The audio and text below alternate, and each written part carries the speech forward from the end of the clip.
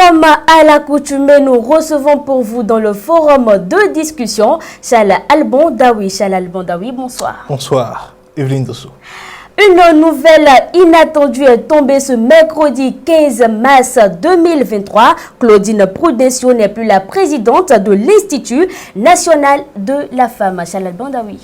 Nommée en Conseil des ministres le 1er septembre 2021, elle aura fait 1 an, 6 mois donc à la tête de cet institut-là. Et quand on parle de l'Institut national de la femme, c'est le nom repris de l'Institut national de la promotion de la femme. Et Claudine Prudencio se trouve être la première femme nommée présidente de cet institut-là. Et comme vous l'avez dit, une nouvelle inattendue, parce que bon, rien n'annonçait, rien ne présageait de ce que vient, voilà. Elle allait descendre subitement donc de ce poste de présidente de cet institut-là. Mais quand vous voyez le relevé des conseils des ministres, il n'a même pas pris la peine de dire qu'elle est relevée ou suspendue de ses fonctions.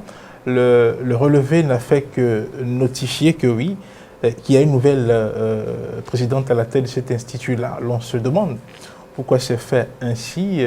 Ça fait même dire que c'est une nomination atypique, parce qu'au moins quand quelqu'un veut être remplacé dans une structure et que c'est en conseil des ministres que la personne a été nommée, souvent il y a comment dirais-je, il y a qu'on démet la personne de ses fonctions pour pouvoir nommer une autre personne. Bon, ce n'a pas été le cas. C'est une nomination brusque comme ça. C'est l'ancienne secrétaire exécutive de la structure qui est promue au poste de présidente actuellement. Nous ne savons pas encore quelle sera la destination de Claudine Prudencio Afiavi. Il faut dire que pendant son mandat, 1 an, 6 mois, bon, elle s'est illustrée par des réactions, parfois quand il y a des drames qui surviennent et que les femmes sont au cœur de ces drames-là.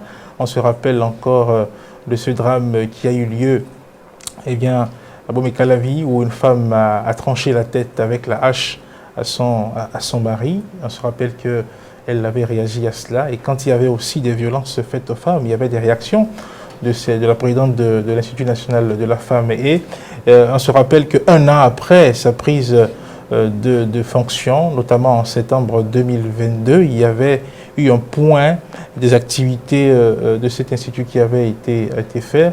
L'Institut avait été saisi à l'époque pour 156 plaintes, dont 18 pour des agressions, des viols sur mineurs. Donc voilà ramasser ce qu'on peut faire du bilan du passage de Claudine Afiavi Prudencio à la tête de l'Institut national de la femme.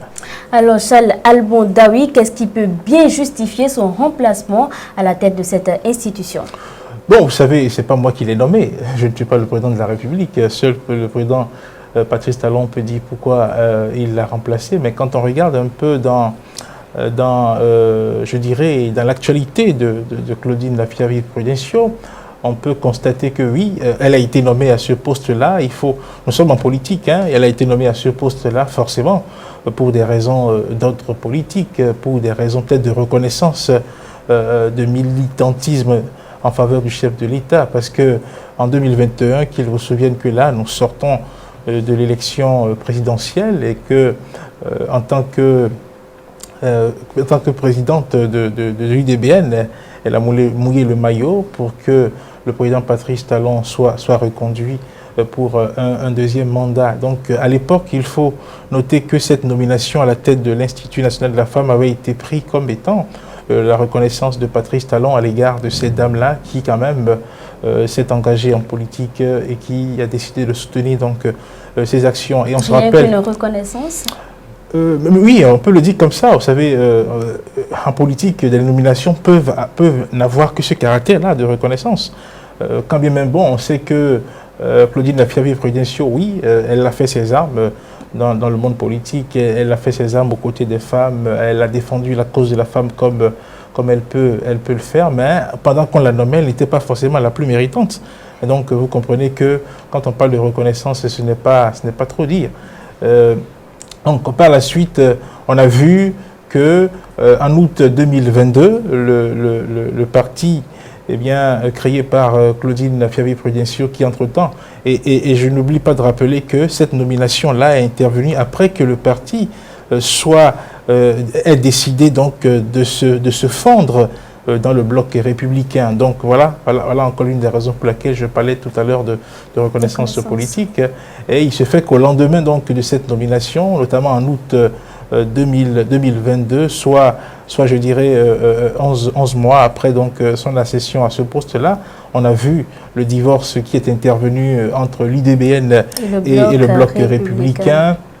Et beaucoup avaient estimé à l'époque que ce n'était pas forcément une bonne option parce que l'UDBN, en tant que parti politique, n'était pas forcément sur l'échiquier national un parti politique représentatif fort, dont on pouvait se passer forcément, dont on pouvait négocier forcément, comment dirais-je, le mariage. Beaucoup avaient estimé à l'époque qu'elle subirait forcément les conséquences négatives de cet acte-là.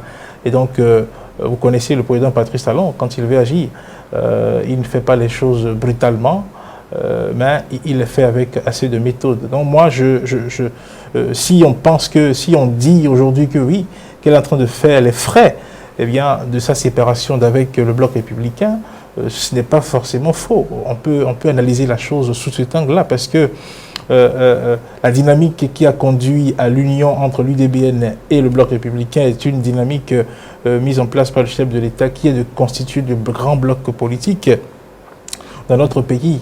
Et l'UDBN qui a fait cavalier solitaire, on a vu ce que le parti pèse sur l'échiquier politique national, ce n'est rien du tout. Jamais le parti n'a réussi à franchir la barre des 10%. Au communal de 2020, le parti était à 2%.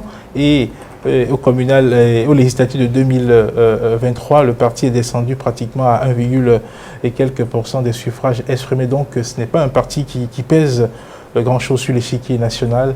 Et donc quand on a une formation comme ça, il faut forcément entrer dans la dynamique mise en place par le chef de l'État. Donc voilà, si aujourd'hui elle quitte la tête de l'Institut national de la femme, on ne sait pas si c'est pour la mettre ailleurs. Si elle n'est pas positionnée ailleurs, elle devra se contenter tout simplement peut-être de retourner à la présidence de l'UDBN tout court. Et aussi, il faut voir, nous sommes dans une semaine où le chef de l'État a reçu le président nigérien. À cette occasion, il a dit, pour telles les rumeurs liées au remaniement ministériel, le président a dit mais qu'il ne change pas l'équipe qui gagne. Et que voilà, il est vrai qu'il travaille avec des hommes, qu'il ne veut pas qu'ils soient des dieux, qu'ils donnent le meilleur d'eux-mêmes, etc.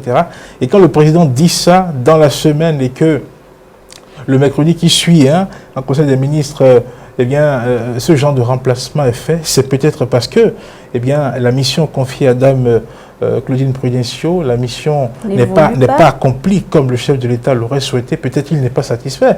Parce que s'il est satisfait, il ne ferait jamais ce remplacement. Qui connaît Patrice Talon sait que quand vous lui donnez satisfaction, il ne se sépare pas de vous. Donc on peut également estimer que oui, Claudine Prudencio, à la tête de l'INF, n'a pas donné satisfaction à celui qui l'a nommé, d'où son changement, tout simplement. Ce sont des analyses, on le fait comme ça, on verra dans les jours à venir si elle sera positionnée ailleurs. Si elle n'est pas positionnée ailleurs, ça veut dire tout simplement que oui, elle n'aura pas vraiment peut-être convaincu à la tête de cet institut-là, d'où son remplacement par la secrétaire exécutive. Là, elle a travaillé avec la dame qui vient d'être nommée présidente. Donc je pense que la dame va continuer certainement s'il y avait une bonne dynamique où elle saura réajuster ce qu'il faut réajuster pour que l'Institut vraiment accomplisse sa mission telle que définie dans le décret qu'il a créé.